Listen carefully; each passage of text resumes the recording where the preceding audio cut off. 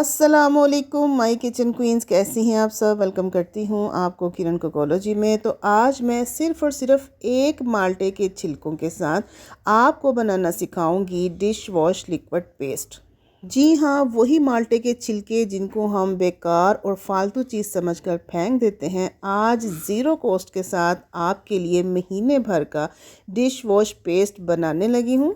ये आपके हज़ारों रुपए भी बचाएगा और लाइव रिज़ल्ट के साथ बर्तन धोकर आपको दिखाऊंगी कि क्या ये काम करता है, ज़िद्दी दागों को और चिकनाई को काटता है या नहीं काटता है, और झाग भी बनाता है या नहीं। आपके हाथों की नाजुक जिल्द के लिए बिल्कुल सेफ़ होगा। किसी किस्म की भी आपको एलर्जी इससे नहीं होगी क्योंकि हम इसमें केमिकल्स का इस्तेमाल नहीं करने वाले हैं। और खुशबू बेहतरीन माल्टे के छिलकों की इसमें आएगी। No artificial colour, no artificial smell हम यूज़ करेंगे। तो चलिए स्टार्ट करते हैं। तो बेहतरीन, सस्ता और पावरफुल डिश वॉश पेस्ट बनाने के लिए हमें चाहिए सिर्फ़ और सिर्फ एक माल्टे के छिलके। जी हाँ, ज़्यादा नहीं, सिर्फ एक ऑरेंज आपने लेना है, उसको छीलना है, ऑरेंज आपने खा लेना है, छिलकों को आपने फेंकना नहीं है, छोटे छोटे उनके पीसेस कर लेने हैं। उसके बाद मज़ीद इस पेस्ट की पावर को बढ़ाने के लिए हम इसमें एक अदद लीमू का भी इस्तेमाल करेंगे। लीमू को काट कर दो हिस्सों में तकसीम करेंगे और अब इन चीज़ों को छोटे से एक पैन में डालेंगे। साथ ही हम इसमें शामिल करेंगे 1 कप पानी। याद रखिएगा, पानी आपने ज़्यादा नहीं डालना है वरना लिक्विड हमारा पेस्ट जो है वो पतला हो जाएगा। चलिए अब स्टोव की तरफ चलते हैं और इसको हम थोड़ा सा बॉयल करते हैं। माल्टे के छिलकों में और लीमू के छिलकों में ब्लीचिंग पावर होती है जो ज़िद्दी से ज़िद्दी दागों को भी काट फेंकते हैं। अब हमने इसको लो से मीडियम फ्लेम पर पकाना है। इतना पकाना है कि छिलके नरम हो जाएं और पानी जो है वो ड्राई होके आधा रह जाए। 1 कप हमने डाला था और यहाँ पर ये 5 मिनट लो फ्लेम पर पकने के बाद आधा कप पानी रह गया है। तो बस हमने स्टोव से इसको उतार लेना है, फ्लेम हम ऑफ कर देंगे। अब इन छिलकों को ठंडा नहीं होने देना। गरम गरम छिलकों को ही हमने ग्राइंडर वाली डब्बी ले लेनी है जिसमें हम मसाला पीसते हैं, या आप ग्राइंडर वाला जग भी ले सकते हैं। उसमें डालेंगे, साथ ही पानी भी डाल देंगे जो इसके अंदर मौजूद है। एक्स्ट्रा से पानी नहीं डालना है और इसका हम स्मूथ सा पेस्ट बना लेंगे। यहाँ पर मैंने अच्छे तरीके से इसको ग्राइंड कर लिया है और आप देख सकते हैं सारे छिलके जो है ना वो एक स्मूथ सॉफ्ट से पेस्ट में कन्वर्ट हो गए हैं। अब मैं इसको एक बाउल में शिफ्ट करूँगी। इस सारे लिक्विड को, बाउल में नमी नहीं होनी चाहिए, इस बात का आपने ध्यान रखना है। छोटी छोटी टिप्स एंड ट्रिक्स को आप फॉलो किया करें। अब मैं इसमें डालने वाली हूँ जी शैम्पू बेस। शैम्पू बेस का 1 चम्मच भर के मैं इसमें डालूंगी। शैम्पू बेस क्या काम करता है? शैम्पू बेस झाग बनाने में हेल्प करता है। इसके डालने से झाग जो है ना इजाफी बनेगी। और शैम्पू बेस डालने के बाद दूसरी अहम चीज़ मैं इसमें जो डालने वाली हूँ वो है जी काला तेल। आपको बड़ी आसानी से किसी पंसार स्टोर से या किसी भी राशन वाली परचून वाली दुकान से इजीली मिल जाएगा। काले तेल का भी 1 चम्मच भर के इसमें ऐड करना है। काला तेल भी झाग भी बनाता है। इसके अलावा ज़िद्दी से ज़िद्दी दाग को, चिकनाई को ख़त्म करने की सलाहियत रखता है। इसके बगैर तो कोई डिटर्जेंट या कोई लिक्विड सोप बन ही नहीं सकता। अब इन दोनों चीज़ों को मिलाकर हमने अच्छे तरीके से मिक्स कर लेना है। जैसे जैसे मैं इसको मिक्स करूँगी इसके अंदर बबल्स बनना शुरू हो जाएंगे। मैं आपको अभी चेक भी करवाऊँगी, शायद कैमरे की आंख आपको दिखा पाए या ना दिखा पाए कि यहाँ पर बबल्स बनना स्टार्ट हो गया, मतलब कि झाग बनने स्टार्ट हो गई है। पता नहीं आपको वीडियो में क्लियरली नज़र भी आ रहा है या नहीं कि ये झाग बना रहा है। मुझे तो बड़ा क्लियरली और वाज़ह दिखाई दे रहा है और मैं कोशिश कर रही हूँ कि आपको भी दिखा पाऊँ। चलें जी, नेक्स्ट अब इसमें हमने क्या डालना है। आपने वीडियो स्किप नहीं करनी है। महीने भर का आपको आराम हो जाएगा, बल्कि ये महीने से 1.5 महीना बड़े आराम से चल जाएगा। यहाँ पर अब मैं डालने वाली हूँ सोडा ऐश, जिसको धोबी सोडा भी कहते हैं। 2 चम्मच भर भर कर मैंने कटोरी ले ली है, उसके अंदर डाल दिए हैं। और साथ ही दूसरी चीज़ जो मैं इसमें शामिल करने वाली हूँ वो है मीठा सोडा, जो हम अपनी कुकिंग में यूज़ करते हैं।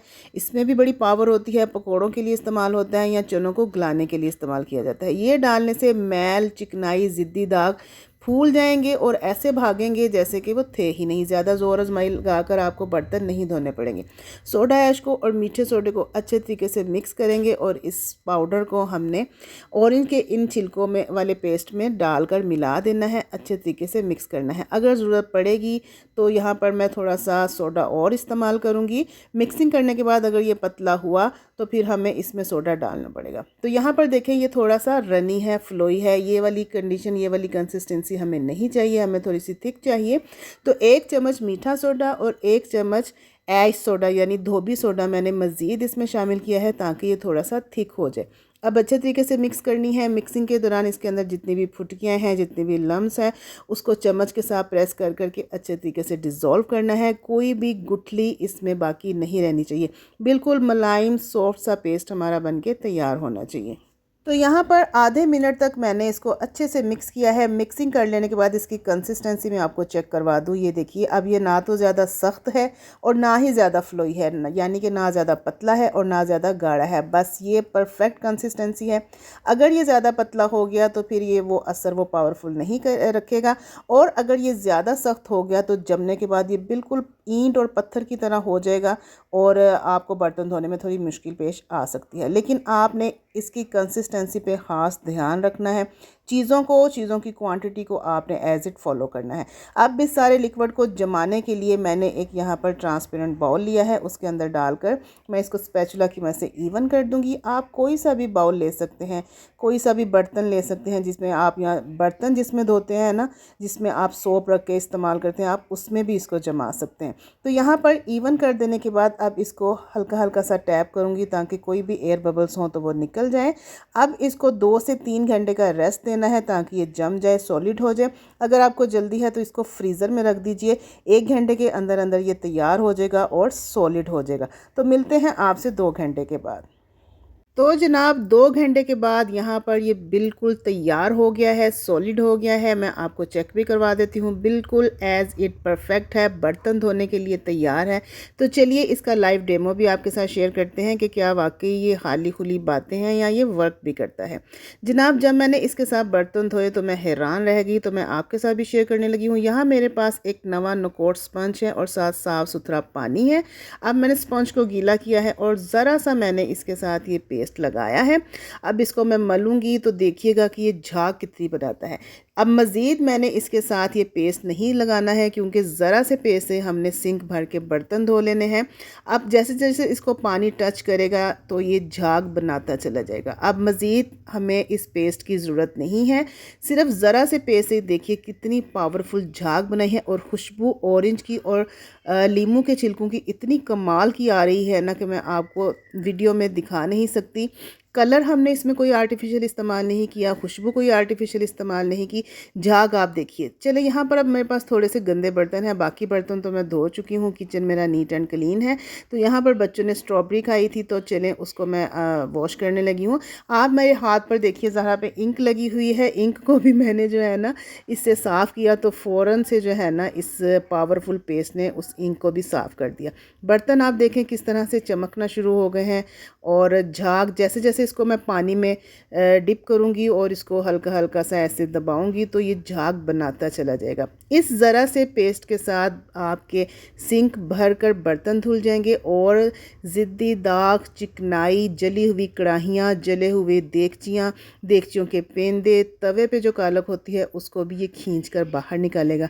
और इसमें जो भी हमने चीज़ें इस्तेमाल की हैं वो आपके हाथों के लिए, आपकी स्किन के लिए, आपकी जिल्द के लिए बिल्कुल सेफ़ एंड साउंड है। बेफिक्र होकर इस्तेमाल कीजिए। ऑल टाइप स्किन के लिए ये बेस्ट है। आपको किसी भी किस्म की एलर्जी नहीं होने देगा, ना ही आपके हाथों पर कट्स पड़ेंगे। और एक अहम बात जो आप कमेंट सेक्शन में बार बार पूछते हैं कि ये चीज़ें कहाँ से मिलेंगी। जनाब इस वीडियो में इस पेस्ट को बनाने के लिए जितनी भी चीज़ें मैंने इस्तेमाल की हैं वो सारी की सारी आपको एक शॉप से आसानी से मिल जाएगी। किसी भी पंसारी की स्टोर से, किसी भी करियाना स्टोर से या किसी भी परचून की दुकान से आपको आसानी से एक ही जगह से सस्ती मिलेंगी। और ये जो पेस्ट है ना ये महीने से ज़्यादा चलने वाला है, तकरीबन 1.5 से 2 महीने ये आराम से चला जाएगा। आपने इसमें सोडा ऐश ज़्यादा नहीं डालना है वरना ये पत्थर की तरह सख्त हो जाएगा। अभी इसकी जो कंसिस्टेंसी है वो बिल्कुल परफेक्ट है। ना ये इतना नरम है कि पानी लगते ही घुल जाए और ना ये इतना सख्त है कि झाग ही ना बनाए। हाथ पर मैंने अपनी स्किन पर भी आपको इसके इस्तेमाल करके दिखाया है, फ़ौरन से इसने झाग बनाई है और ये बिल्कुल भी हाथों के लिए मुज़िर नहीं है या नुकसानदेह नहीं है। तो अगर आपको मेरी रेमेडी अच्छी लगी है तो जल्दी से किरण कुकोलॉजी को सब्सक्राइब कर लीजिए, वीडियो को लाइक और शेयर ज़रूर कीजिएगा और एक प्यार सा कमेंट भी ज़रूर दीजिएगा। आपके कमेंट का मुझे इंतज़ार रहेगा। तो मिलते हैं नेक्स्ट वीडियो में। अपना ढेर सारा ख्याल रखिएगा। ओके, अल्लाह हाफिज़।